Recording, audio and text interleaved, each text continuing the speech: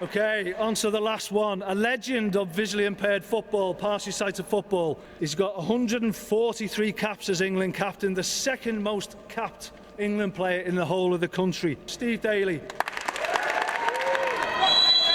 My name is Steve Daley, currently and just recently retired England captain of the B2, B3 partially sighted squad. Listeners may detect a Northern Ireland accent there, Steve, so you better explain how you got involved with the England team. Yeah, so around about the age of 17, I relocated to England because of my visual impairment. There was no real football back in Northern Ireland for partially sighted players. So the opportunity came up to play for England. I had to make a selection, which way I would go, either for the Ireland team or the England team. And because I was quite close with the lads that played in England, that was an obvious decision for me to represent England. We're here at a tournament today, partially sighted football. How does the game differ from the game that many of our listeners would know? Yeah, so we play futsal, which is obviously UEFA's game for small-sided football. In terms of what it's about, it's hockey-sized nets. It's got line markings, so corners, kick-ins. Rules are it's similar to basketball, where in terms of foul counts, penalty shoots, roll-on, roll-off subs. The ball's allowed over head height. Tell us about your career, Steve. You've been involved in the England setup for 25 years. That seems like one hell of a time. Listen, brilliant time. Great roller coaster. Made my debut at 17 in Barcelona, 1995. And then it just seems like yesterday. I blinked and 25 years later, 9 World Cups, 9 European Cups, I made the decision to retire. 44 this year, and you know, we've got some young lads coming through, 16, 17, 18. Probably only fair really that I pass it on to the next generation. We're in a completely different position, ranked second in the world, so the only real challenge left for these lads is to go and win it, and hopefully we're producing the next round of players that can do that. What have been the major highlights of your England career? Leading England in the 2 World Cup finals is, well, listen, how many people can dream of that? Being inducted into the Hall of Fame. So playing a sport, a team game, is you're only as good as the players around you, so it's very rare you get recognised as an individual. And then my home country recognising what I've done, so being inducted into the Gallery of Legends. So there's so many good players that I played with that I'll have some wonderful memories. One of the things I find extraordinary as a visually impaired person is that you played for Northern Ireland schools when your sight was beginning to deteriorate. Yeah, well, obviously at the time you don't know any better. So I played schoolboy football for Northern Ireland. Wasn't academically that good anyway, so in terms of struggling in the class, that was probably just part and parcel of being a young person, not being visually impaired. So while things were happening in the 1980s, which being visually impaired in the 1980s is always a challenge because the technology isn't what it's like now. And I just played with some good players. I was never big, so I'm only 5'7", but I was rapid, very quick, and that always got me out of trouble. So I had a talent for football, a great left foot, and you know, you just make the best of what you've got. And you were diagnosed as having a visual impairment, I think, at the age of 16, but you still went on to play for Glen Toran's under-18s team as well. Yeah, I got diagnosed 16 with cone dystrophy. Six of us in the family, 3 have got it, 3 don't. And then, yeah, my last game for the Glens before I got released was the cup final against the Blues, Linfield, which we won. So great memory to finish, but obviously devastating at the time because you're obviously going to be released from me. And being the only person that I knew had a visual impairment, I didn't really know a lot that was going on, to be fair. Did the club know that you had a visual impairment? No, definitely not. It was something that was never talked about. In the 1980s, you did not disclose that you had a disability, were partially sighted. And even now, young people now will disguise it very well because you don't know how you're going to be accepted. So it was only till about 21, 22 before I actually would talk about it because it was something that was forbidden, really. That underlying discussion that just wouldn't open up. How did you come to terms with it then? Was it very, very difficult for you? Oh, massive. I went off the rails, went out drinking a lot, just gave up playing football. It was only when I met George in the league here that gave me something different.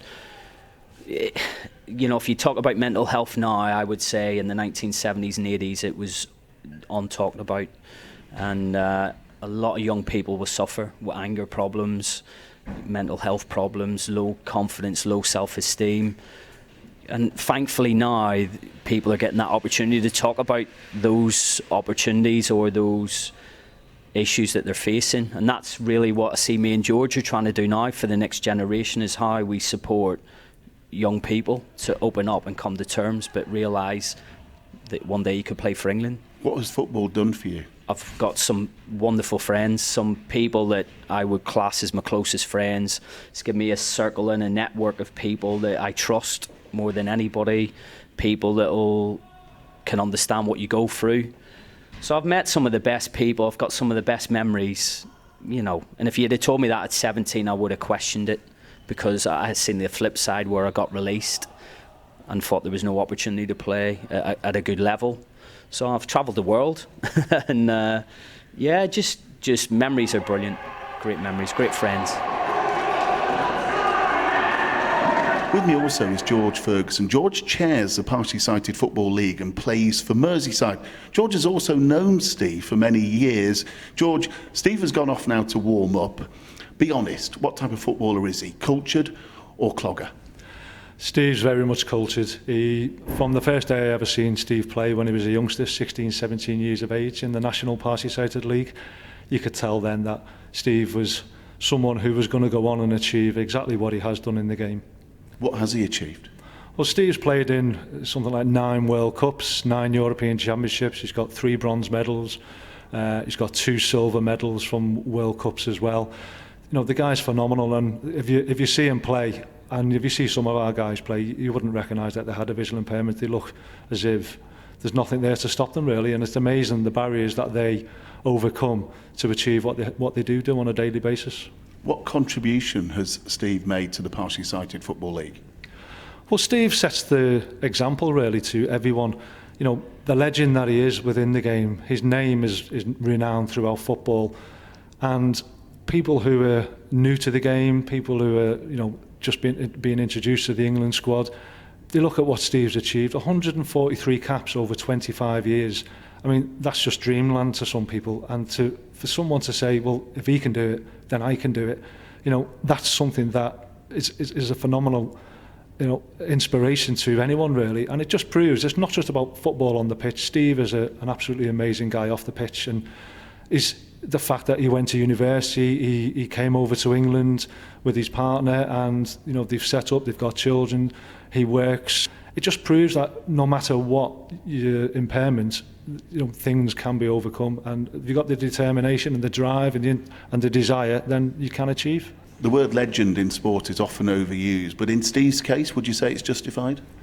It's very much justified. I was once a member of the England squad and retired a little bit earlier than what Steve did, and what he's achieved in the game, there's no other word but legend. I mean, legend is used too many times nowadays for too many people, I think, but for what Steve's achieved and the inspiration that he gives others, you know, legend is the right word. What would you say to other people who are maybe losing their sight in their teens and wondering what on earth they should do? What advice would you give them? I think you've got to find yourself first. I don't think other people can help you until you're prepared to help yourself. I think that's the starting block. Be prepared to open yourself up, understand what you're going through, and listen, whatever your passion is or whatever you're interested in, there are opportunities, not just in football, but you know, in other sports and employment, but you have to be prepared to let people in. And if you can do that, then, you know, well, you can go as far as you want. Paralympics, World Cups, European Cups. Just enjoy yourself, you know, and be happy and content in yourself. As you look back on your career playing for England in particular, how do you reflect on it? Mind-blowing. I don't like talking about myself. I'd rather talk about the people that I've supported. We're here to talk about you today. I know it's difficult. It is difficult, but I've just loved it. Loved every moment, and that's why I'm here today playing in the league. Not because I want to do something in the league, but just I want to look at the next generation. And one day I'd like to say we were part of an England setup that won the World Cup.